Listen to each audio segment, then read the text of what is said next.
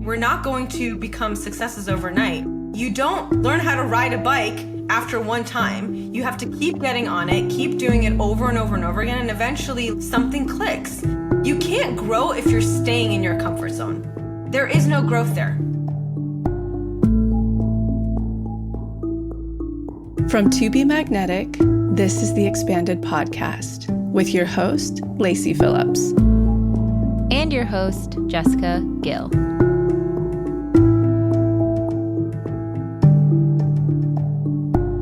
As the leading destination for neural manifestation, we dispel the woo-woo in order to help you create real, tangible results based on neuroplasticity, psychology, epigenetics, and energetics.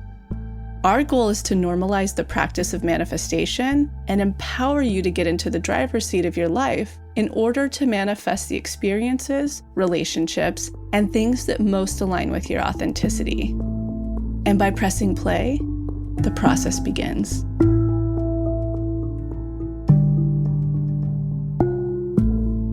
Welcome back, everyone, to another episode of Expanded. I hope you guys are having a fabulous week.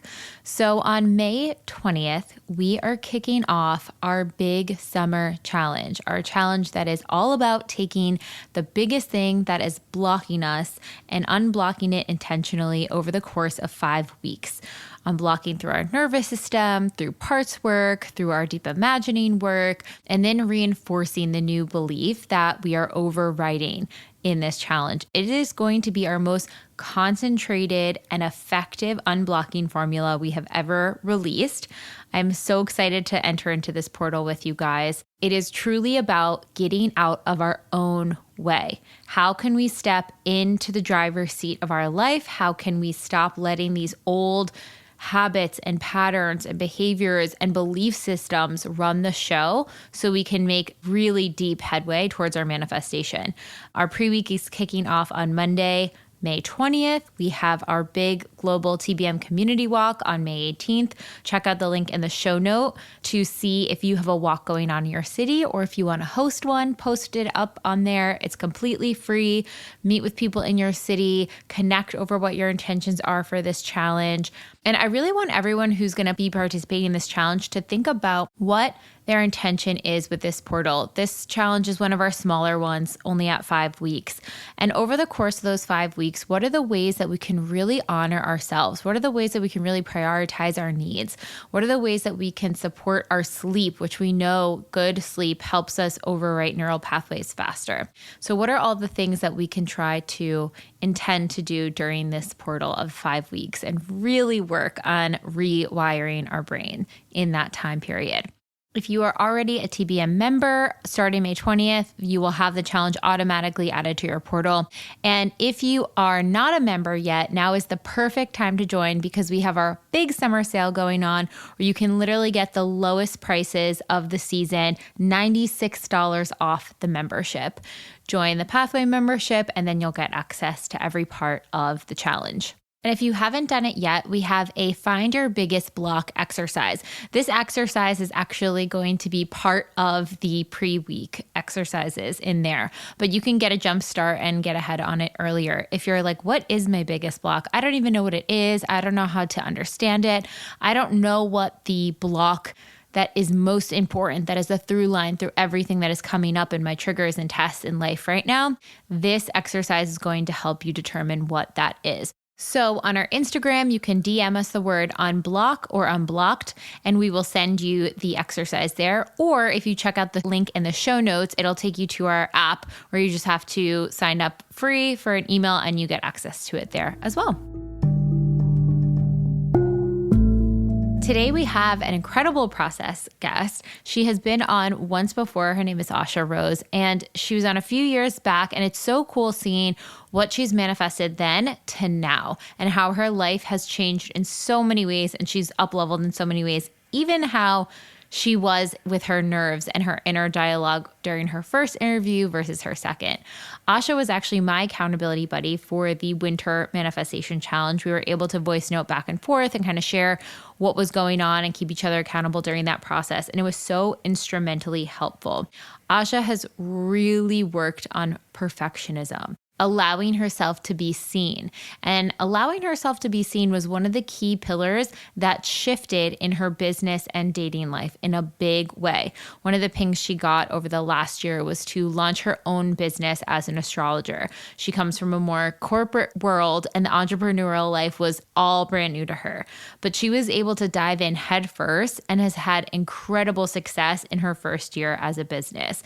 She went from booking a few sessions a week to booked out really freaking quickly, and was able to call in the most expansive aligned dating opportunities because she stepped through that fear. She worked through that perfectionism, and she was able to show up more authentically as herself. So we're going to dive into all the things she did to be able to do that, and a little bit about our accountability buddy journey. If you don't have an accountability buddy for the challenge yet, don't worry, it's not too late. You can get one at any time. Ask your friends to do the challenge with you. Ask a friend of a friend, ask your coworker, ask someone in the community group. You can have a group of accountability buddies. You don't just need one person.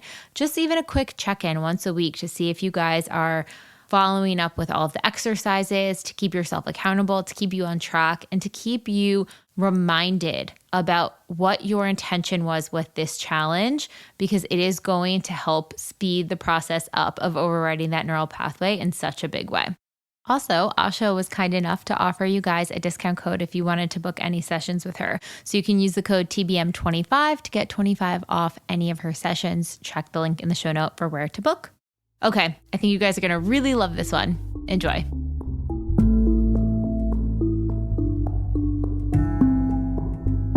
And now, a word from our partners. I am so excited to share with you guys our latest podcast partners, Anima Mundi Herbals. Their founder, Adriana, is a rainforest herbalist, medicine maker, and educator. And she was born in Costa Rica, extensively studied the healing traditions alongside master herbalists and shamans for 13 plus years. She started this company as a means to bridge the ancient remedies and bring them into the modern world. Even the name Anima Mundi translates into the soul of the world, representing the intelligence of the universe. They are a sustainably sourced, certified organic, wild-crafted apothecary that creates herbal remedies and tinctures for your well-being. They source all of their ingredients from honest farmers, wild crafters, and indigenous people when possible to really alchemize and creating that high vibrational medicine, mind, body, and soul while preserving the ancient forms of indigenous botany. And let me tell you, that really shines through in the quality and effectiveness of their products. I've been trying a plethora of different things from them. This is kind of like the apothecary of my dreams. It's a one-stop shop that has 1,000,001 different products for any ailment or tincture or support in your nervous system, in your body, in your soul, in your spirit. And the quality is just so good. So here are a favorite that we're loving over here at TBM right now. Their Relax Tonic, which is for nervous system support. So this has lemon balm, passion flower, chamomile, ashwagandha, and lavender. It tastes incredible, and it supports your nervous system, helps relieve stress and anxiety, helps with restful sleep, adaptogenic. This is like the best thing to take at the end of a workday to say, the day is over, we can now relax. It has been so helpful. I take it after work, sometimes before bed, or even like in the middle of the day. There's no groggy feeling from it at all. It's just a total body nervous system relaxation. So perfect right before you do a DI as well. It really helps drop and calm your body so you can drop into that hypnotic state even deeper. And then the other thing that I'm loving, and Lacey is loving, she's been putting in all of her smoothies, she can't say enough good things about this product, is their rose powder. It is high in antioxidants. It helps support blood purification in your cardiovascular system. It reduces inflammation, especially around your eyes and skin. It helps reduce wrinkles, slow the aging process. And what I love it for is it's a heart opener. It increases the connection between self and others by opening the heart. And this is what I particularly use it for. So on those days where I'm feeling just like a little sharp around the edges, I feel irritated by almost everything, and I'm just in one of those moods, I will take the rose powder and it just calms me down and drops me back into my heart, noticing the beauty around me and able to just kind of see things through a different lens. That's why they say the rose colored glasses, because rose helps you see things and the world through a sense of beauty and connection. They have so many more items on here. I can't wait to see what speaks to you guys. And we have an incredible discount with them. You can use the code TBM25 to receive 25% off your order. That's correct. TBM25 for 25% off. Now, they have some incredibly priced items as well, so this is a huge steal. We are so excited to be working with them, so honored to be sharing their products with the world. And I know you guys are going to love it. Please let me know what speaks to you. Check out the link in the show notes where you can find all of the products, or you can go to animamundiherbals.com and then just put in the code TBM25 at checkout.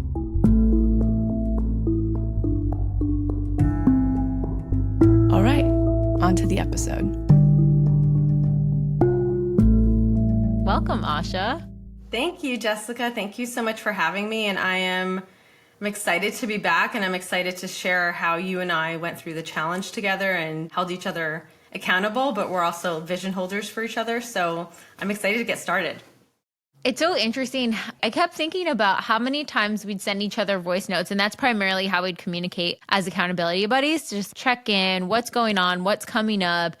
And this really speaks to the power of having someone else to say this to, but there were so many times where we just shared what was coming up, what the test was, whatever was. And seconds later, you would have a manifestation come through. It was like the wildest shit. It was really crazy. I think for me, and I talked about this in my first episode, which I can't believe was almost 4 years ago. Wow. So when I look back, I'm like, wow, so much has changed in that amount of time. But I think for me, my patterning has continued, which I'm sure we'll talk about, where my perfectionism gets in the way, where I'm like, well, this is how I need to do the work, and I need to do it like A plus B equals C, and I need to journal this way, and I need to write it like this. And if I'm not doing it exactly the way that I'm supposed to be doing it, then I'm doing it wrong. And every time that I notice that I manifest, it's when I do things my own way. And I do it in a unique way that feels authentic to me, as opposed to maybe the exact way that everyone else is doing it, which is why I'm thriving in my career right now as well. And for me, having you as an accountability buddy was just the act of the voice notes was so important, because sometimes the way that I process things, when I think about having to sit down and journal, even though I know how important it is to write everything down, I write things down all the time. But it also takes, my brain sometimes moves so fast because I'm just like constantly hyper vigilant about everything. So sometimes my brain is moving faster than how fast I can write. And when I can talk things out, I'm able to process them in a much deeper, better way than if I'm always writing it. So I would notice throughout the challenge, sometimes when there would be like a journal aspect, I would kind of cringe and I'd say, oh, I really don't want to write something right now. I'm just going to send Jessica a voice note so that she can hear like what I'm processing, because I want to still unpack what's happening, but I want to do it in my own way. And I noticed that when I was really embracing doing it my own way, I would send you a voice note, and we used to send really long voice notes to each other, sometimes like, 10 minutes long back and forth. But there would be days, I remember that I would send you a voice note, hey, I'm being tested right now. This is what's coming up. Let's unpack this, or this is what's happening. And then literally that afternoon, something would come through, like a manifestation. And I said, wow, if I actually maybe sat down and wrote everything down, would I have gotten the same result? Possibly. But for me, it felt more authentic to send you a voice message and talk it out, because that's how I communicate more, as opposed to doing it exactly the way that everyone else does it. I love that. And there's a bit of science. We have an episode coming up with Nicole's neuroscience, and she talks about metacognition. And in it, she's saying that our brain is using more kind of like sporadic, larger sections of the brain when we're thinking about things. They're kind of all over, they're open-ended, they can float around. That's when rumination happens. It's like get stuck in these cycles. But when we have to physically speak words out, whether that's writing, or speaking to someone else, we switch over in our brain to a logical section. And when we do that, we have to figure out a beginning, a middle, and an end. But when they're in our heads, they're just like this thought, this thought, this thought. There's like 1,000 things racing at once. So literally the act of having to say what you're going through, or the act of having to write what you're going through, allows you to access the less emotional, the more logical part of your brain to come up with a solution and process it in a different way. Once I heard that, I was like, that's the science behind why we're manifesting after the voice notes. It makes so much sense. I mean, it was so fast too for me. I remember I would send you a voice note and be like, I have to send you another one because stuff is already happening. It's happening so fast. But I also want to say that voice memoing you also really held me accountable to staying and back and forth, right? Because there would be like a week where I would fall off on the challenge, and then there would be a week where you would fall off, and I'd be like, Jessica, are you up to date? Like, what's coming up with you? And you're like, oh my God, I'm so busy with work and everything else going on. I have to jump back on. So there is something about, if you go to a gym, I know there's science behind this, right? Mm-hmm. That if you pay for a membership and you go to a gym and you're on your own, sometimes you can walk into a gym and you're like, okay, this workout is starting to feel really hard. I'm going to give up and stop now, right? But if you start working with a trainer is going to hold you accountable and start pushing you maybe a little bit farther past your edge than maybe you would normally push yourself. And I think that when you have an accountability buddy, that's kind of what they're doing for you. You're being forced to engage in this way and communicate and share what is happening, where you can't ignore things. And I have a very, very strong inner dialogue that's constantly going. And so by proxy of like me sharing and voice memoing with you, it got me out of my head, and I was able to unpack everything and also have a different perspective, an outside perspective of what was actually happening and what was really going on. This is why we are our own blind spots, which you guys constantly talk about. Mm-hmm. Even when I'm working with clients now, I can give the best advice to everybody else, but I am my own blind spot. And I think this is why accountability buddies are so crucial and important in this work, because you can't always see everything because you're in it. I remember coming back from one potential home viewing, and I was like, it's this price, and I think it's a test because it's over budget, but I don't know if it's a test that like maybe I should just like pay more money, or is it the test that I have to do this, or I have to. There were so many options I couldn't really deduce down, like, is it asking me to step out of lack and to pay more? Is it asking me to stand in my worth? Is it asking me to examine, maybe lift my price a little bit, but there is a number in which I won't go over? And you did a really good job of kind of holding space and be like, okay, well, let's look at what has been your pattern in the past. Are you looking for this home to be your Band-Aid and you just want it to work out? So you're like, maybe it is about money. I'll just pay the money. Maybe it's not about that. Maybe it's about speaking your needs and your boundaries and letting it go of this being the pedestalized item, even though I really did pedestalize this one space. You did. You had a pretty strong attachment to this one. I did. I still do. I'm like, maybe the current tenants will drop out sometimes. Good thing we have another challenge coming up so I can hold you accountable again. Thank God. Okay, so you've had some massive career shifts in the past year. Essentially going, I want to call it almost like corporate girly into like complete entrepreneur in a very different field, going from entertainment industry work to astrology and creating this whole business around astrology, which has been your passion since I've known you. Yeah. You've like been able to read charts and understand and translate the language in such a different way. Start us at the beginning of what you were manifesting when you wanted to initially make this shift, and what came up as the hardest things in the way, including that narrative of it has to be hard, which is sort of one of your patterns. Okay, well, there's a lot to unpack here. So I actually wasn't interested in manifesting this at first because it was a hobby and it was fun for me. And I have been studying astrology for years and years and years on my own. I took courses. I don't know how many books I have now, between like 30 to 50 books in my arsenal that I keep rereading. Every type of astrology book you could think of, right? I've taken so many courses. I've had mentors. And in the beginning, it was really about, well, in the beginning, I was skeptical. So I first started learning astrology because I wanted to prove it wrong.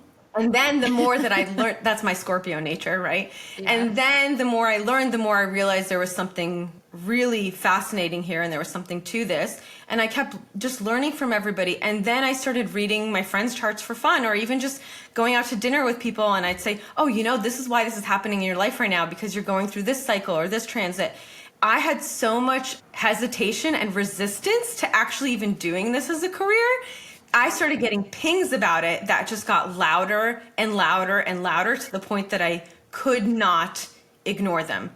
Honestly, the catalyst was really a rock bottom that I had back in 2022. I was in a partnership that at the time I thought was a manifestation come through. It ended up being like a very shiny carrot and a test. And I noticed that a part of my patterning was also that I have like a hypervigilance a lot. And I almost have like a pride of, oh, I'm constantly doing self-worth work, and I'm constantly doing like self-growth work, and I'm always reading the next book, and I'm trying to like see what else I can do to better myself. And the problem that I noticed in this relationship was my hypervigilance of like always holding myself accountable was actually keeping me stuck in a situation, in a relationship that was not healthy for me at all. And because every time there was an issue in the relationship, I was like, oh, if I'm getting triggered, this is a me thing. I need to do more work. If this is happening, it means I need to unblock more. If this is upsetting me, it's a me problem. It's not a this person problem. And I started to get like increased anxiety over and over again. And I would make excuses for it, because I would say, well, I'm just an anxious person, so that's why I have anxiety. But the anxiety was actually not anxiety. It was actually my intuition telling me like, you're not safe in this relationship. And I don't mean safe like that, there was something really scary going on, but just I wasn't emotionally safe there. And I think that this is part of something that I realized was part of my patterning of, I'm so used to taking so much accountability that I almost remove all the accountability off of the other person for showing up that same way and doing their own work. So I ended up leaving the relationship. I very quickly realized this was a test. We weren't together for very long. It was like 5 months. And then I was rock bottomed really intensely. And I kept getting pings during this rock bottom. I would see my friends and all these things. And I was like, why is this happening? And they would say, you know what, Asya, you said this to me about my chart, and I've had readings with other people, and like no one ever told me that about my chart. And then I would meet up with another friend, and they would say, I've read so much online and no one's ever said this. And I just kept getting pings that just kept getting louder and louder and louder, to the point that I couldn't ignore them anymore, of like, the way that you see the planets and the way that you see astrology is different, and there's a reason for that, and you need to start sharing this with people. In the beginning, when I first launched my business, there was a lot of, again, hesitation and fear and anxiety, especially with being seen. Also because I have like ongoing weight issues. That was a theme that was coming up on and off. And in addition to that, it was really about like a lot of imposter syndrome came up. And I'm like, oh, can I really do this? Maybe I should just continue doing it for fun, for friends. And then I would follow expanders, and I would notice that it was actually limiting me in a way. They were expanding me, but at the same time, they were limiting me, which is interesting because I kept comparing myself to them. And I kept saying, oh, if I'm going to do this business, I need to do it like this. And I need to start talking about the planets like this. And I need to start explaining things like this. And if I'm going to do video content, I need to make sure that it includes this, because this is the way this person's doing it. And in fact, I wasn't supposed to do any of that. The second I really embraced like my own unique way of doing it is when things really took off in my career, because every single person that has a session with me now comes in and says, I finally understand my chart because you explain it in a digestible, different way than I've ever heard before. I tend to talk, you've been my friend for a long time, like I tend to talk a lot in metaphors, and I bring those metaphors into sessions with clients. And at first I was like, this is really weird. But every time I use a metaphor to explain like a cycle or a transit or what's happening in someone's chart, someone will look at me and say, oh my God, I get it now. It's clicked. So I have like a very unique way of articulating the planets so that people can understand them in a more practical way. Because listen, I'm an astrologer, and I'll tell you this right now. We just had a full moon in Scorpio this week, right? No one gives a shit whether there's a full moon. And I'm an astrologer saying that. Nobody cares about that. What people care about is, what does this mean? And what do I do about it? How does this affect me? And what do I do about it? And that's how I started approaching my astrology business, because I'm like, I'm going to approach this in the way that I want someone to approach it with me. I don't really care if someone's like telling me about what's happening this week unless I know what I'm going to do about this energy. So what I started doing was posting and saying, guys, this is what's going on, but this is what you do with it. And that's when people were like, oh my God, thank you for finally explaining it in these terms. Okay, I want to back up a little bit and just kind of note on some of the things you talked about. So one, the relationship, the constant, the hypervigilance to be like, okay, how can I look at my side of the street? Like if there's a problem in the relationship, it's nothing to do with them. It's all my projection, right? And in one element, yes, that is one part of the puzzle. The other part of the puzzle is then the other person has to be doing their own work. And once you do your own work and be like, okay, cool, where am I repeating these patterns? Am I projecting onto them? Where am I not taking care of myself? Once you look at that stuff, you can determine pretty quickly, like, oof, this is totally my wounding coming up, or, this is my wounding and I need this person to meet me here as I'm in my healing journey of it. Or this actually isn't my wounding. This is just a boundary that I don't want to settle for anymore. And so you're going to come to one of those three conclusions. But I want everyone to really think about that, because we talk about this a lot in the work. When you have those friction points in your relationships, go inward, and then with the information you learned, go back out and make sure it matches up going forward. Get on the same page. It's not a blaming dynamic. Go inward so you can get clarity to understand why you're showing up the way you are, maybe why you attracted this person, what's going on there, and then go back and be like, cool, now that I know that, what's my boundary? Where am I settling? Do I need to speak my needs? What is that next step you need to do? And so huge that you were able to finally listen to your intuition and be like, actually, no, we're going to cut this dynamic here. It's so interesting because in you beginning to launch your business, I remember when you were like, okay, I'm going to make my website soon. I'm going to make it soon. And you were dragging your feet. And I'm like, girl, if you don't make this website in the next month, I swear to God, like I better see your buttons up there so soon. And at the same time, and this had been like, well after your breakup, you were like, I've been hearing crickets on the dating front. Like it's literally dried up. Absolutely nothing was coming through. And we came to this conclusion together. I was like, the universe is literally saying to you, I'm not giving you a breadcrumb in love until you put this goddamn website out. Like you need to launch this business and be in your worth. Allow yourself to be seen so you can be seen in relationship. And then what happened after you started launching your website and you started posting videos? I'm so happy you remember about that, because I forgot about that until you just reminded me.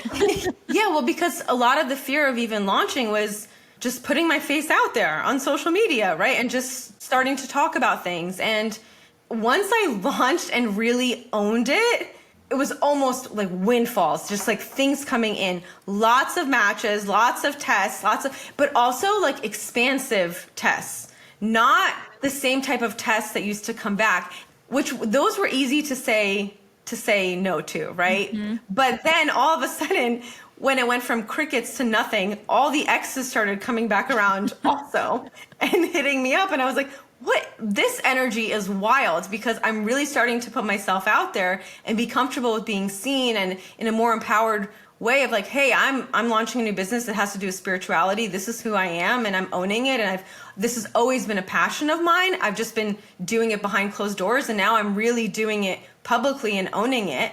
And all of a sudden, all the men started coming around again, like new people and also people from the past. And I was like, there is definitely something energetically here. And I remember one day I did a DI and I got this ping, this download during the DI that said, Asya, you will never attract the right partner that you want to attract, that you've written on your list, until you step into this career for yourself. Wow. And I was literally fighting it with resistance, with tooth and nails, because I was like, is there another way that I can manifest this partnership without really doing this step? And I was trying to bypass it, right? Even though I kept getting pings, and there was still so much fear and resistance because I was waiting for everything to be perfect. This is where the perfectionism comes in. I was waiting for everything to be perfect. So I was thinking, okay, the website isn't quite perfect yet, so I can't launch it yet. And I haven't figured this out, so I can't do it yet. I do the same thing when I manifested my new place and I moved in.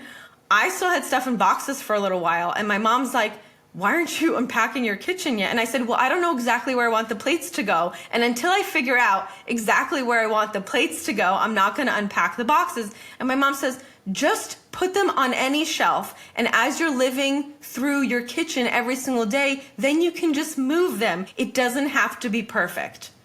And like the perfectionism was showing up in so many ways where I'm like, what is wrong with me? I am really self-sabotaging on all these levels right now. It's so interesting because there's also, like, from learning so much about the nervous system recently that we're baking into the challenge, part of perfectionism sometimes can be that freeze response. Let's just freeze and not take the action because it's a little too scary to take the action and maybe fail. So we're just going to kind of just be stuck here. And oftentimes what can happen with that is you get stuck in the rumination, over researching, looking things up nonstop, because it's like, well, I'm still doing something. I'm looking things up. Are you though? Like, are you getting stuck in that without taking that action? And part of that, you think about hypervigilance, right, is like constant attention. It's a stress mode. It can be a power mode, like a superpower. It can also be a stress mode. And so if you're in that stress mode, how's your nervous system regulating in those moments in the freeze response? It's not. Yeah, I mean, it's really not. And I think I was even hypervigilant at one point in the challenge. I had a lot of shame come up too, because I'm like, well, I've been doing this work for so long. Why are the same patterns still showing up? The self-shame and the self-inner critic of like, you should know better by now, right? But it's like an onion. There's so many layers, right? Yeah, you've taken off the first several layers, but there's still so many more underneath there. It's really deep-rooted. And I think that a lot of this has to do with even like my own hypervigilance when we were going through the challenge. In the beginning, before you and I really held each other accountable, right? Mm-hmm. I was thinking, okay, or actually, I don't even want to say this was in the challenge, because you and I didn't really do it as much in the challenge. I really just did it with the TBM work before the challenge, where I was like, okay, what's the next thing I need to unblock? What's the next thing I need to unpack? What's the next thing I need to expand? It's like, what else do I need to do? What else do I need to do? What else do I need to do? What else do I need to do? It's like constantly looking for the next thing to fix it. And the energetics behind that was me basically telling the universe, there's still something wrong with me. So I have to keep finding a problem. And for me, what I noticed was so helpful in all of this work was not just the unblocking and the expanded, because I was unblocking so much, was the reinforcing. Because reinforcing DIs have been my lifesaver, which I think we forget about unless we're in like a rock bottom or an up level. We tend to kind of forget about it because they've been really like associated with the workshops and stuff. And I know that they're in the daily practice, but we're so used to going through like a trigger or a shadow or a fear or whatever's coming up. And that's all really important and helpful. But if you are constantly unblocking and you're constantly expanding, but you're not letting your nervous system like catch up to everything, what happens, and this is what I'm going through right now, is I'm having insane manifestations come in my life. I'm having massive up levels. And now my system is saying, can you keep up with this? I'm really trying to reinforce as much as possible, because it's not just about getting the manifestation. It's about being able to hold the space once it shows up. Because if something comes in and you're like, I've been waiting for this, I've been waiting for this, I've been waiting for this, and then it shows up in your life, can you hold the space to keep it there?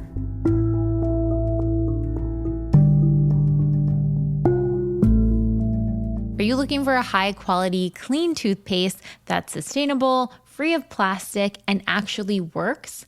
Check out Bite Toothpaste Bits. They are my absolute favorite toothpaste that I've been using for years. They come in a glass jar that lasts 4 months, and you get a little refillable package if you do the subscription model every month to refill it. So that means it's completely sustainable. You're not throwing out a little tube of plastic toothpaste every single month. In fact, the founder built the company based on the fact that she was seeing so much plastic in the ocean when she went out surfing. As she was on this journey for cleaner ways to do toothpaste in a more sustainable method, she found that when you remove the water from toothpaste, not making it paste, but making it a tiny pressed bit, you're able to remove so many of the harsh chemicals that are in most of the toothpaste on the market. No palm oil, SLS, artificial flavors, sulfates, parabens, microplastics, artificial preservatives, sweeteners, dyes, all the things that we don't want in anything we're ingesting or having touch our microbiome. The other thing I absolutely love about Bite is that their fluoride-free version has nanohydroxypate. This is a natural alternative to fluoride. So if you are someone who is really mindful about cavities or prone to cavities, but you don't want to use fluoride, this is going to be your new best friend. Nanohydroxypate is the same material that tooth enamel, dentine, and bones are primarily made of, which means it is biocompatible with your teeth. It helps to remineralize your teeth and effectively reduce tooth decay. It also helps tooth sensitivity and periodontal health. And even though I haven't been the greatest about going to get my teeth cleanings, I have had a clean bill of teeth health with no cavities to be seen. The other thing I really love about Bite is because you're not bringing a tube of toothpaste, you don't have to worry about traveling. You can just throw it in your bag, travel easily, get through security, put it in your check luggage. You don't have to worry about buying a travel size item. You can just take it with you on the go with ease. So if you are interested in trying out Bite's toothpaste bits, you can use the code MAGNETIC, all caps, MAGNETIC, for 20% off your first order. Again, that is code MAGNETIC, MAGNETIC, for 20% off. You can go to trybite.com/magnetic or check the link in our show notes.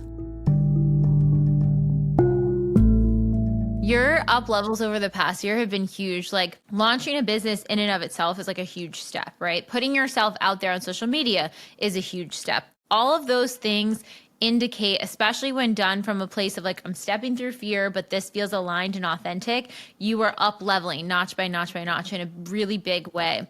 And it was interesting to see how you would start booking clients in the beginning. And you were like, oh my gosh, this is so exciting. And like how much you'd overgive to some of the clients. This is like so common for anyone who's been a coach or anyone in the healing space, that in the beginning, they're so excited to have clients. They go above and beyond. And as you continued on and you would get booked out for a week, for 2 weeks, for a month, 3 months, you know, your list started like really filling up.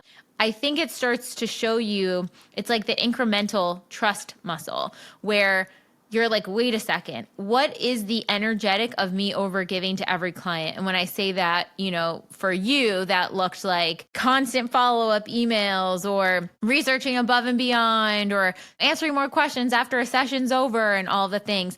How did you start to build your trust muscle that like your self-worth was like, wait, what I have to offer, I trust that I believe in the value I'm providing with my time. I don't need to over deliver. That's a really good point to bring up, because so many people, especially when you're in a service-based industry, like, you know, there's a fine line between like, how much do you want to give? How much extra do you want to give? And for me, also, you know, I used to tend to overgive a lot more, and boundaries have been a continuous test for me over and over again in relationships and family dynamics and friendships and in my life in all aspects. And so naturally they would also show up when I would up level and launch my business, right? Where I would have clients that would really be like, oh, thank you so much for your extra time. I appreciate it. And they would be really acknowledged of that. And then there were people that were just really testing the limits and really testing the boundaries. And that's when I would say, okay, these are very clearly a test. And in the beginning, I noticed that every time I would respond above and beyond, at first I was like, well, this feels really authentic, because like, I really want to help people. I want them to understand their charts. I want them to understand the cycle they're in. You know, the reason why I resonate with everyone I work with is because every cycle that somebody is in, I just tell them what I wish someone would have told me when I was going through that transit. If someone would have told me what this means and like how to handle it and show me like what to do about this cycle that I'm in, then I would have been able to handle it a lot easier, right? Like a Saturn return or a nodal return or whatever it is. So that's how I approach things. So for me, there was so much energy in the beginning around like, well, I just want to help everyone because like I was there and I know what it feels like when you're like really in that transit and that cycle and like you just don't have answers.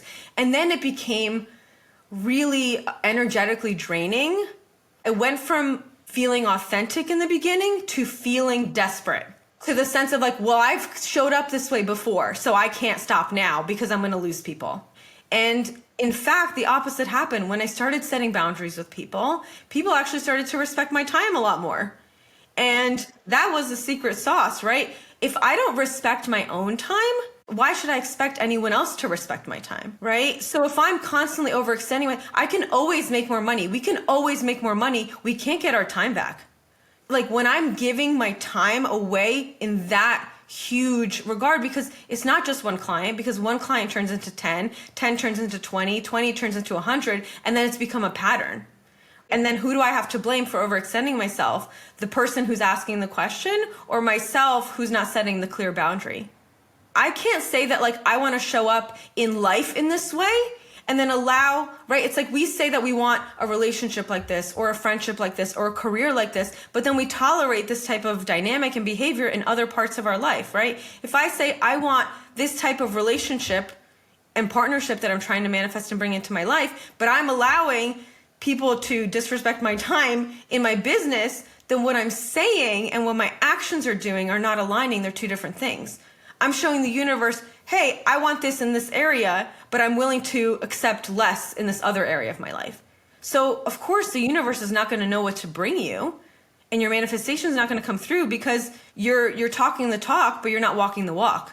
You're saying that you're ready for this, but you're not really doing the aligned action to really bring that manifestation in. And when I started really setting those boundaries, I also started setting boundaries on dating apps with people and vice versa. I was like, I can't just do this in my business. I have to do this everywhere. I have to do this with clients. I have to do this with people that I'm matching with on a dating app. I have to do this with my family. It can't just be in one area, because even though it was showing up in one area, then it would show up in another area because, right, everything is connected. So I would pass the test with clients, and then it would show up with my family. And then I would pass the test with family, and then it would show up with a friend. The energetics are always still there. They're always still circling us. When you were in those moments and it was like really hard and you'd had to set that boundary, you would have to step through fear and show up in a new way, like a time that you hadn't done that before. What tools did you use? Were there any tips you have for someone who's in those shoes right now, who's like, dang, I know I have to do this? And I also want to point out the examples you're giving are like the microscopic things that we could just as easily be like, whatever, it's not that big of a deal. But it actually is that big of a deal because it stacks up, because it impacts how you're reacting in all the other sections. So for the person who's sitting there is like, oh my gosh, I totally am not valuing my own time. And that's why I'm doing this. I'm not valuing this about myself. And that's why I'm settling for this. Is there any tips on how to make that first leap, that first boundary, assert that first new step? Because I think that's often the hardest. I mean, to be honest with you, I'm still not an expert at it. It still shows up and I still get tested in this way. And I feel like that will just be something that I'm, just something that I will continue to get tested in. They do get easier, but they also get more challenging, right? Because sometimes the stakes get higher. So I don't want anyone to think like, oh, once you've mastered it, that's it. It's never going to show up in your life again. And we're all human, right? We're not robots. We're going to still get triggered and react to things as things come up. But for me, I really did the safety eye a lot. The driver's seat DI was really important because it made me feel like I still had control, but not like in a control freak way of like, okay, if this falls off, like it's okay because like things will still align. But I think for me, I noticed that I had to feel like a security and a safety when I would say these things because there was always a fear attached to it. So either the fear DI I would do or the safety I, and I was like, what is the fear coming from, right? Is it abandonment because I'm afraid people are going to leave? Is it that I'm afraid that I'm going to be misunderstood because people don't understand that I'm setting a boundary? Maybe they think I'm being mean or harsh or tough with them. Like whatever that is, I would unpack it obviously through a DI and sometimes or a lot of times voice memo you, and you would hold me accountable to this as well. But I think for me, I had to feel safe. I was never able to step through fear. By the way, I stepped through a lot of fear, but I had to make sure that I felt safe enough to do it because my patterning used to be, again, with all the hypervigilance, is that I would be forced to step into fear because I was left no choice. And I started to learn, okay, if I start to follow pings before they get really extreme, if I make myself feel safe to listen to these things and step through fear before I'm forced to do it, how can I continue to make myself feel safe in these moments to step through that fear, right? So the safety eye was so important of like, whatever that looked like, right? Okay, if you do this, sometimes I would even do worst case scenario. If you do this, what's the worst that could happen? It's actually not that bad, right? When you unpack it. And then it would give me more like safety and security to actually quote unquote jump off that cliff, right? And just trust that there was a net to catch me. But for me, it was always down to safety because I've had a lot of trauma in my life. My patterning is that like I will freeze and overthink and unpack of like, okay, I don't feel safe here. So like something needs to shift or I need to pivot. So anytime it's about like taking a risk, I need to feel safe in order to take the risk.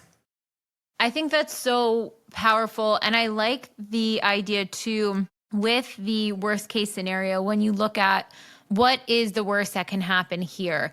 And oftentimes in our heads, it is so much worse. We make it out to be like the worst possible thing in the entire world. It almost gives you freedom to even consider that happening. Like, so when you were going through it, okay, if I set this boundary with this client, they could think I'm being mean and they could never work with me again and they could write me a bad review. Let's say that's the worst thing that could happen. That would totally suck. Plenty of people get bad reviews in their life and they continue on in their businesses. Plenty of people lose clients and change clients over the years and nothing happens to their business. And the other thing I like to bring in when I'm working through worst case scenario is like, what do I lose by not doing it? If I decide to just never set that boundary and not step through that fear, what good am I missing out on the other side because I wanted to stay small and because I wanted to stay in what's comfortable and familiar? Could I have 10 new clients on the other side of setting this boundary with one? You know, and you kind of came up against that when you were at a place where you needed to raise your rates because you were just booking out so much. Where you're like, shit, what if I lose all my clients? Like, what's going to happen? And you know what happened? I raised my rates and then I had the busiest month in my business that I never had. Crazy. After raising my rates. So when you talk about the energetics there, I really owned it and I was like, I'm going to raise my rates. And the reason why I'm doing it is because I know the value I bring. Not only do I have clients, I have repeat clients that keep coming back over and over again, right? Because they're starting to learn, even if they're like a TBMer, they're like, oh, I'm finally understanding my chart and I'm working with the energetics of my chart as opposed to fighting against it. That's what I want to do with astrology. Here's a metaphor for you, right?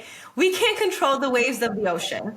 They're always going to happen. We can't control the currents. What I want to do is teach people to surf and ride the wave as opposed to being shocked and have the wave take you under. You can see themes like that in your chart when it's opportune times to manifest this or that, why you shouldn't be settling, right? There's sometimes I'll see in a client's chart and I'll say, hey, this cycle is going on in your life right now. No way am I letting you settle here. No way. Look at all of this portal of opportunity. You're not settling in this area. Or I'll say, hey, this area of your life, based on what's going on in your chart right now, this is where you might get tested coming up over the next month or the next 2 months. Just a heads up. So you know, like if you're tested in this area, this is what you do about it. This is what this planet is trying to teach you. And this is how you pass the tests. So when you start working like with the energetics of it too, I had clients coming back over and over and over again because they were like, oh, it's not just about studying my chart. It's like I'm continuing to work with my own astrology. And I was like, okay, I know the value I'm bringing now. There's no question about that. So I'm going to raise my rate because this is what I'm worth. And I believe that. And it's because I see it. And once I did that, my month booked out like way faster than it ever had before. It was really interesting because all the fear that was keeping me limiting of like, well, what if people get upset that I'm charging higher rates now? Or what if this happens? In fact, the opposite happened. For me personally, the voice notes were so helpful because when we talk about worst case scenario, and I think worst case scenario in my head, a lot of times I would voice memo you of like, Jessica, what if this happens? And then I would hear what I would say. And I'd send you the voice note and then I'd send you a follow-up voice note sometimes. And I would say, I just listened to what I said to you. I'm like, that sounds insane. That would never happen. Why am I even telling myself that story? But the action of sending you that voice memo when we were doing the challenge together showed me like the crazy worst case scenario thoughts or the fear that was stopping me from taking those leaps forward. There's times I would send the voice memo to you and I would think, if somebody else said that out loud, I'd be like, why are you even thinking these thoughts? That's so crazy. But there was something about literally saying it out loud and me holding myself accountable of sending it to you that suddenly it stops the narrative. And now I'm like, okay, I can't keep saying this anymore. So this is what's really interesting. And this is why we baked into the challenge this year. And I'm really excited for all of you guys to dive into this. But that part of our narrative that has that crazy fear, I like to look at it through the lens of like parts work or internal family systems. You have your limiting belief down there. There's like an inner child attached to that belief because that's the wounding that they picked up. But then there's almost like this, you know, in internal family systems, they call it a protector. You could call it a self-sabotaging part. It's the part of you that has that fear that's attached to it. Can we examine the fear and kind of debunk it and understand when it's in the driver's seat, when that takes over, and recognize it just as a fear, not as a fact? What was your limiting belief underneath some of those patterns that were coming up? Like, what do you think one of the root ones were? Oh, yeah, that I'm not good enough unless I'm perfect, or that the limiting belief was that, like, I'm still an imposter. I mean, it's always coming down to I'm not good enough. And I think a lot of that also came down to what I realized, and I didn't even really realize this until, like, you and I went on a hike recently, and we talked about, like, parentified children, right? As being the oldest, is there was a lot with me in the way that I grew up. I have two younger sisters. A lot of it had to do with like, okay, you're the fixer, you're the mediator, you're the older one, you have to be responsible, you have to set a good example. So like, it's okay to put your needs second because like you're setting an example for everyone else. So for me, the limiting belief, I guess, also was that like, if I'm doing this, I'm putting my needs first. So therefore I'm doing something wrong based on like how I was brought up. And so if that part of you believes, I'm not good enough if I put my needs first, right? Let's kind of combine them even there. Like, let's say the root thing is like, I'm not good enough if I put my needs first. That part of you does not want you to experience the pain of what happens when you put your needs first and you're rejected or you're abandoned. So it's going to have you self-sabotage and play small to prevent you from ever being in a dynamic where you could potentially be wounded by putting your needs first and it not going well. So recognizing that with that limiting belief is also a part of us that's trying to help us not be wounded, but it's keeping us small. It's keeping that belief system in play. So that's where that fear comes from. Your system's like, we learned that we cannot put our needs first. That's not good. So if I do it, something bad will happen. So let's create this part of self that is going to come forward and be like, no, whoa, that's a huge red flag. Asya, don't do it. Don't put yourself out there. Don't set the boundaries. Like, you can't do that. Don't see that as your truth. See that as just a protected, wounded part that needs to be attuned to. And when you can kind of dialogue with it, and especially through the challenge in week 2, we're going to really, really learn everything we can about that self-sabotaging part. If you really get to the root, it's just trying to protect you from that pain.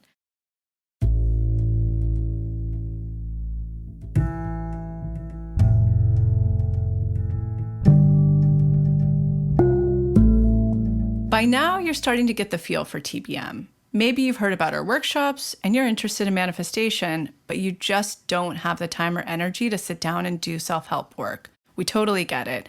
In fact, that's why we created the Daily Practice, which is our massive library of self-hypnosis tracks that you can do anytime without having to jump into a workshop. We call these tracks our deep imaginings, or DIs. DIs are different than normal meditations because we designed them using a combination of self-hypnosis techniques, deep theta waves, EMDR-informed tools, and somatic experiencing. A fully loaded formula that is scientifically proven to help you clear your blocks and triggers on a subconscious level, giving you the power to actually create new neural pathways in your brain. So if your boss pisses you off, use our trigger DI. If you want to feel magnetic before a party or an important meeting, use the magnetic self DI. If you're feeling anxious or down on yourself or you need help making a decision, we've got a DI for all of these scenarios and more.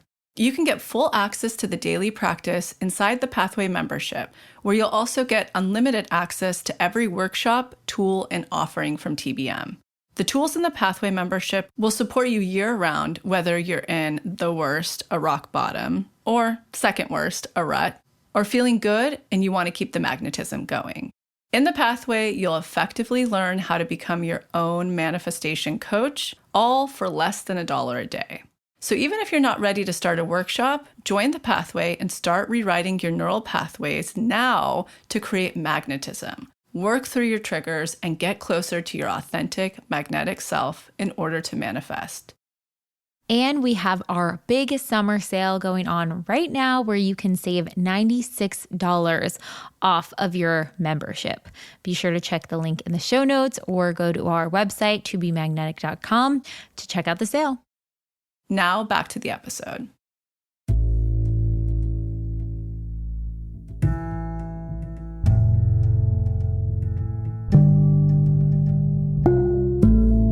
So as you started doing this, it's like layers peeled back, like moment by moment, like situation by situation. What other dynamics unveiled as you were underway of this big career up level?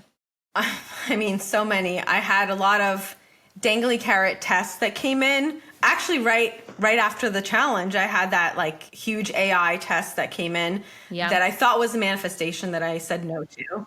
There was a group, there were 2 male partners that were like Silicon Valley guys that reached out, and I had submitted something like a few months before, but I never heard anything for around 2 months. It was just crickets. And I said, you know what? I have no attachment to this or something better. And originally they reached out to me and they said, hey, we have launched like a spiritual based company and we really want a face and we want content and we need somebody who knows astrology and tarot and all of these things. And we have the money and we have the reach. We can like get you in front of lots of people. We just need the knowledge. And I was literally like, okay, well, this seems great, right? They came in, I sent them a few examples of some video content that I could send them and do for them. And they came back and they sent me an offer. They're like, we love you, we want to hire you. And then I was like, okay, this is a high offer, but I'm still going to negotiate. So I asked for more. They agreed to it. And then we had some Zoom calls where I asked more questions because I was getting pings. I was like, you know, just ask extra questions. Like, don't just jump on anything. Never sign anything, right? Just double check everything. Ask the extra questions. And through like multiple Zoom calls, I realized the company was not in integrity. It was very AI based. I wasn't going to be able to keep any of the original footage. There was just a lot of stuff that wasn't aligned anymore. So I had to say no. And originally I was like, wow, this is a manifestation come in that I didn't even know I even wanted because it wasn't even on my list. I was like, great, I can do this part-time. I can grow my business even more, but I can still see clients. I never wanted to stop seeing clients. So I didn't want to manifest anything where I wasn't able to still see people one-on-one. And this was like a huge, what I thought might be like a bridge or a manifestation to help me continue to do that. But then I very quickly realized it was a test and I said no to it. And then like 2 weeks later, someone from MSN reached out and they were like, you know what, we want to add you to our article that we've been following you for a while. We love how you're talking about astrology. It's so different than everyone else. We want to add you into our article of like 15 visionary educators for 2024.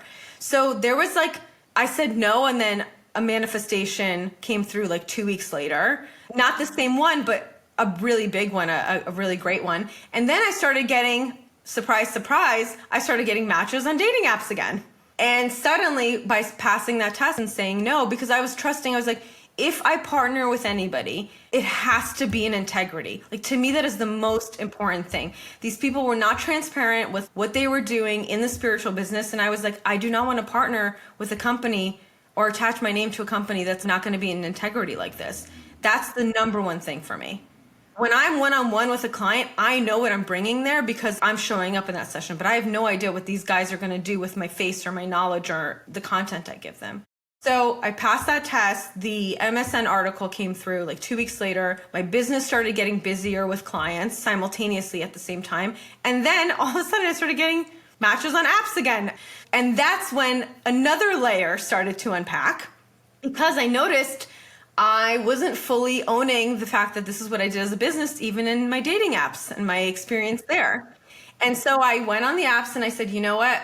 I was on a few, but I'll use my example of Hinge, for example. I was on Hinge and there's prompts in Hinge where you can talk a little bit about yourself and what you do and all these things. And there was a prompt there that was 2 truths and a lie.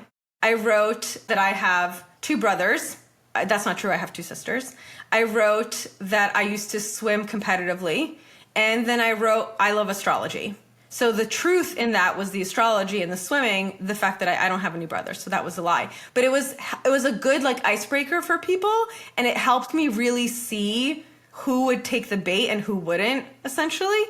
So I would get messages from guys who would say, I really hope the lie is that you love astrology because like, I hope you're not one of those chicks. And I was like, okay, that's a very clear no. I'm not interested. And then there would be guys who'd be like, I really hope it's this. I really hope it's that. Cause like, I would love to learn more. And once I really started embracing that, even in dating, even though to me, it didn't feel like they were related, but they were obviously related, right? Because love and money is always connected.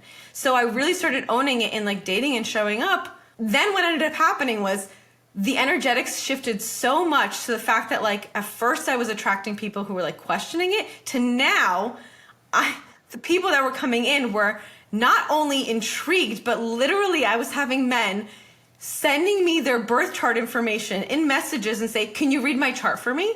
Oh my God, what can I learn from you? Tell me about myself. Wait, I'm so fascinated. I want to learn about this. Where at first I had a block around, well, maybe it's going to be harder to find someone who's into this stuff or who's into spirituality or who's going to accept this about me. Because the belief is that there's a lot more females in the industry, right? So I'm like, okay, maybe there's going to be some judgment from men. But in fact, once I started really owning it, even on something as simple, but not simple as a dating app, the people that were coming through were not just people that were accepting of it, but people that were so intrigued that wanted to learn from me. And they were like, how can I be your client? Can you tell me about myself? Tell me about my chart. And this is another way that I was tested with boundaries. And I was like, I know we just matched on the app, but like people pay me for this service. I'm not just, I'm just going to download your chart. But yeah, it was just interesting how when I really started to own that this is my career, which also goes back to the ping I got a year ago that said, Asya, you're never going to attract and manifest the partner that you want until you really step into this career and you really own it. And still, almost a year later, I was still being tested in that way of, okay, you've done it on social media, you've done it with your family, you've done it with your friends, you've done it in your business, and that's thriving. The next level of that is to still show up that way in a dating app and really own it there. And once I really did that, everything started to shift as well. I mean, I had plenty of breakdowns, by the way. This was not smooth sailing the whole time, let me tell you. There were many times where I was like, you know what? I'm in trust. I'm in deservingness. I'm not settling here. I'd have a week where I would feel so good. And then the next week I would literally have a breakdown and I would say, oh my God, I'm going to be single the rest of my life. I'm going to be alone. I'm just going to die in my apartment with my cat and no one's ever going to find me because it's just us two, right? Like the stupid, crazy stuff that we tell ourselves. And I really had to, I had to remind myself the lesson that I learned in my last relationship. The only thing worse than being single when you don't want to be single and feeling alone is being in a relationship with somebody and feeling alone. And that's how I felt in my last relationship with that person.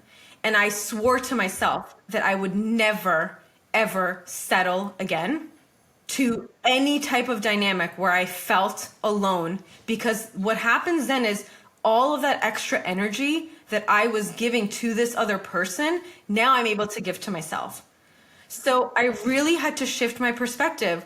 Were there days that was really challenging? Hell yeah. There were days I had breakdowns where I'm like, oh my God, I'm getting older, another birthday, and like I'm still single. What is happening, right? My career's taking off. All this other stuff is happening. Everything is going great in my life. And it almost made it even more obvious to me because it's like when everything is going really bad, you kind of make excuses for things. But when a lot of things in your life are really, when you're really manifesting and things are really going really good, my patterning is I have a tendency to notice the one thing that's not working, right? I'm like, oh, everything in my life, I'm manifesting here. This is all going really well. But why aren't I getting this? And it was really about like embracing, right? It's the whole, the spiritual bypassing stuff that people say about gratitude, but there is something to this, right? Of like really appreciating all of the other things. And I had to realize like also what was really important to remember, I had a conversation with one of my friends who said to me, she had gotten engaged and married. And she said, Asya, you really need to embrace and appreciate the time that you have to yourself now Because once you get into that partnership, you maybe won't be able to do some of the stuff that you maybe used to be able to do, right? Like you probably can't sit on the couch and binge Netflix all day long without maybe being judged by your partner or something. But obviously we want to be expanded here and want to attract a partner in that accepts all these different versions of us. But I think I switched the perspective to, what do I want to do now that I maybe won't be able to do when I'm in that next level in my life? What can I do now that I'm still single? And also I realized my career was so busy. I realized, oh my God, even if I met somebody right now, would I even have space for them? Things were getting so ramped up and I was up-leveling so much, like to the point that I'm having to say no to things because so much stuff is coming through. And I'm like, I don't even have time to say yes to everything, even though I would like to. How am I going to really be able to show up for a partnership right now, even though I really want to be in one? So I think it was really starting to embrace, like, what do I still want to do while I can? And it was more about like having more fun, because I was taking everything, I have a tendency to do this. I was taking everything so seriously. And I was like, where's the fun in this? Like, dating doesn't have to be about like, oh my God, is this the person? Is this the test? Is this the manifestation? Is this? I was just going on dates and having fun. And I was like, all right, like if this is the guy, great. If it's not, then great. But were there challenges? Yes. And I had days where I would like, fall off the tightrope and suddenly go back into my old patterning, because that's what we do, right? And I would have to bring myself back there of just reminding myself how it felt energetically when I wasn't in that space. Also, what really helped me is the same way that I was sending you voice notes, unpacking things, I started sending myself voice notes. So when I was like in full on manifestation mode of like, just like when I would go on a date and everything would go really great because I was just having fun and I was just really feeling really magnetic, I would send myself a voice note and I would say, Asya, remember how you felt today. This is what happened. This was the energetics behind this. This is how you showed up on the date. So on the next day that you have a breakdown on the fact that this manifestation hasn't happened yet, I want you to listen back to this voice note, and this is how you need to approach the situation. I think we forget, like when things are going really good, we forget what it feels when things are really bad. And for me, I was saving voice notes for myself, for like future versions of myself, to remind myself, hey, when you're in a bad day, when you're in a bad time, what does the magnetic version of you say to you? When we're in the dark parts, right? In the anxiety days, in the fear days, in the desperation days of, oh my God, is this ever going to happen? You can go back and listen to like, well, what was happening energetically for me when things were flowing? What are you hoping to, we're going to focus in on our biggest block for this challenge. We're going to focus in on the pattern we're repeating, the thing we want to kind of get on the other side of. And I like how you said multiple times throughout this episode, like, we're always going to have another layer to pull back. But as we're pulling back that layer, is like, damn, life can get so much better. And there's going to be more challenges. It's not the pedestal you get to and we're on a mountain and everything's great. Like, it's new challenges at a new level, but let's stop and enjoy the things in that space. And I think about where you were last year, and I think about where you are now. And I was listening back to our first recording, and even your public speaking has gotten so much better, so much more confident, so more self-assured. It's like night and day. I love you to death, but we had to edit that first episode so much. We had so many ums and pauses, and that was 4 years ago. And now you haven't said once. You are so rooted in your power. Like, it is so freaking cool to see. Like, I'm like so proud of you. I think Thank you. I'm gonna get emotional. You're gonna make me cry. Well, I mean, it took work, right? And this was also part of stepping into the fear. If I didn't put myself out there and film videos for social media talking about astrology, I wouldn't have done that, right? And look what's come from that. I'm now, when I do a podcast, now when I film a video, I am coming from a more empowered state. I'm not questioning what I'm saying. I know that I know what I'm talking about. We always expect to be perfect. Maybe I'm just speaking for myself, right? We expect to be like the experts at something the first time we do it. And I think it's a reminder that like it takes practice. This was 4 years in the making. You heard me 4 years ago. And now, yes, I speak a lot better now, and I'm sure I'll speak a lot better a year from now and even better a year from then, and so on and so forth. But this is part of the process, right? We're not going to become successes overnight. You don't learn how to ride a bike after one time. You have to keep getting on it, keep doing it over and over and over again, and eventually like something clicks and you get more comfortable. It's all about practice. If you don't get it right the first time, there's so many times that I would slip up. But if I didn't step through the fear and put myself out there, I wouldn't have learned. That's where the growth is. You can't grow if you're staying in your comfort zone. There is no growth there. I was going to say, the version of you last year who was thinking about launching their business, could you have imagined you were in this position today? No. I mean, I will say this. I was definitely a vision holder for myself, and there were a lot of people that were, including yourself, that were vision holders for me too. So thank you for that. But I don't think I would have imagined how embodied or empowered I would have felt in it. It still seemed so out of reach. And it doesn't feel that way anymore. Like everything that is coming through, I have to say no to things now. Everything that is coming through, I feel, I'm like, oh yeah, I deserve this. And not from an ego place of like, no, like I know that energetically this is coming in for a reason. If this is not the right thing, then it's this or something better, or something else will come back around, right? I know my patterning.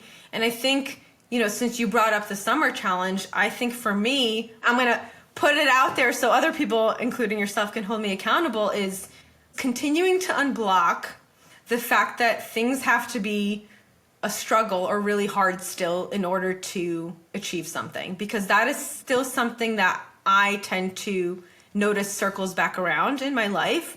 So I think for me, the thing that I want to do, that I want to put through the challenge, is really adding more ease. Like things do not have to be this difficult all the time. I have like a seriousness sometimes that I attach to everything that I'm still working through and I'm still unpacking. I've gotten so much better at it, but it's that onion. There's still so many layers there that I have to uncover. And I'm like, it doesn't have to be so hard all the time. Are there challenging days? Yes, of course there are. But there can be ease and flow even in the challenging days as well. I'm so excited to see what shakes out for you on the other side of that. Cause like exactly how you described it, it's like you've worked through that and you've gotten to other layers of it, but it's still circling around. Like that's the theme that I want people to take through for this challenge, is like that thing that you've looked at in bits and parts and unblocked a little bit here and maybe unblocked a little bit here. Or maybe you're brand new listening to this for the first time and you're like, I've never looked at it, but I'm ready to dive in. Like amazing. How can we really look at it from every angle, from a nervous system perspective, from a self-sabotaging perspective? Like, why does that part of us still not feel safe to let go of that narrative?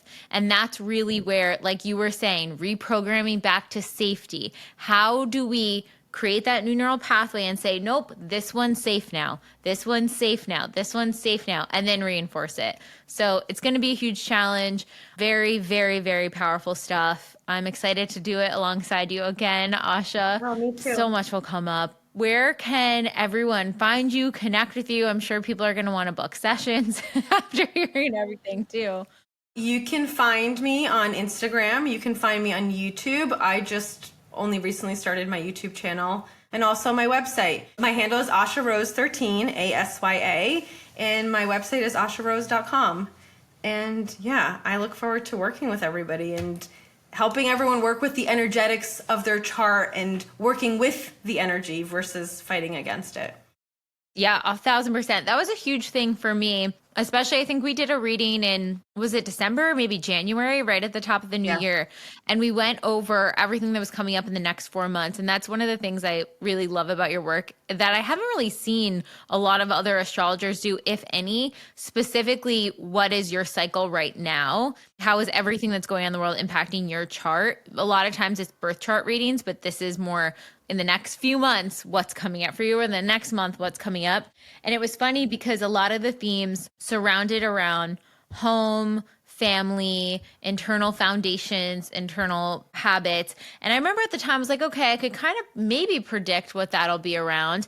And when I look back now, I'm like, oh, of course, like everything being tested in my home manifestation, almost everything on my list this year revolved around my routine, my personal self-care routine, this home manifestation, like everything rooted down to it. I mean, the astrology is like, okay, let's look at all the places where you're really not in alignment with yourself, and you really need to kind of work on those things and work on your self-worth in order to step it up. So it's kind of crazy how aligned that was. Yeah. Thank you for saying that. And that's why I say, like, so many of my clients, like, they work with the energy of their chart.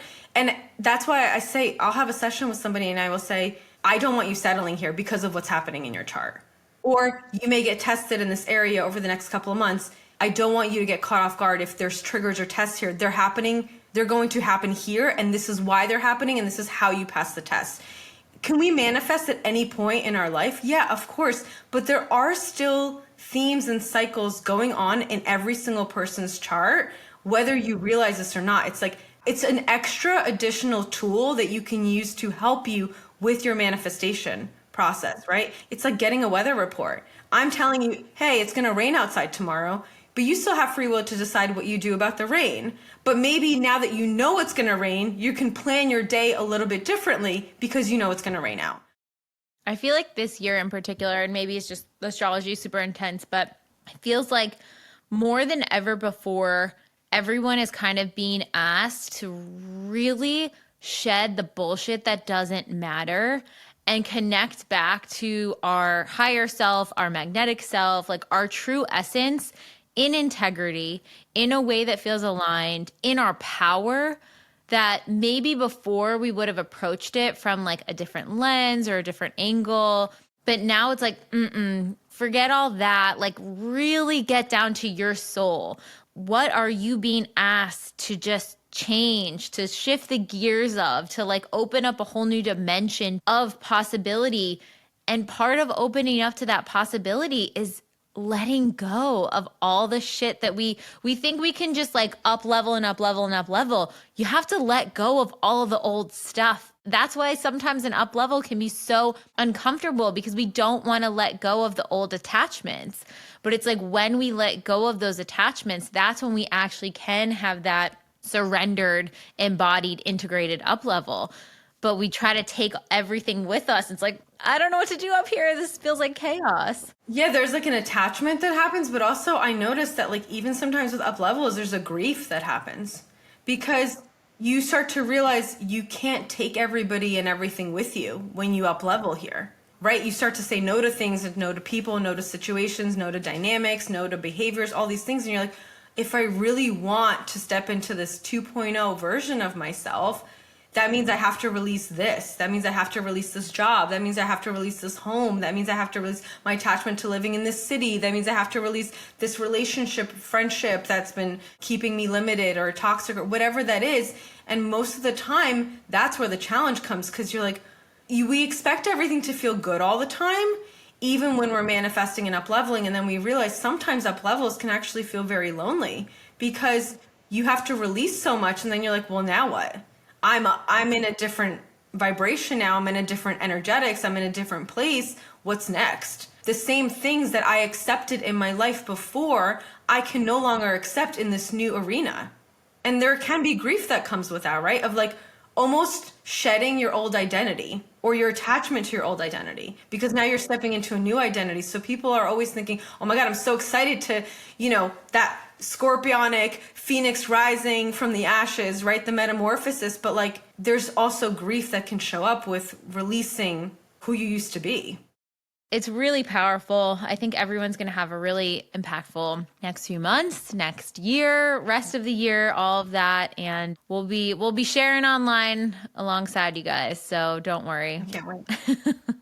Well, thank you, Asya. This has been so powerful and expansive, and can't wait for more. I can't wait for more either. Thank you so much again for having me. It was so much fun.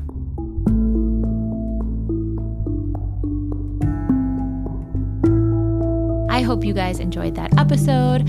And if you're starting to get a taste of our manifestation process and want to know a little bit more about what some of these exercises look like, be sure to check out our Find Your Biggest Block exercise. If you download the TBM app, the To Be Magnetic app in the App Store, and create a free login on your desktop, you can access this workshop or check out the link in the show notes.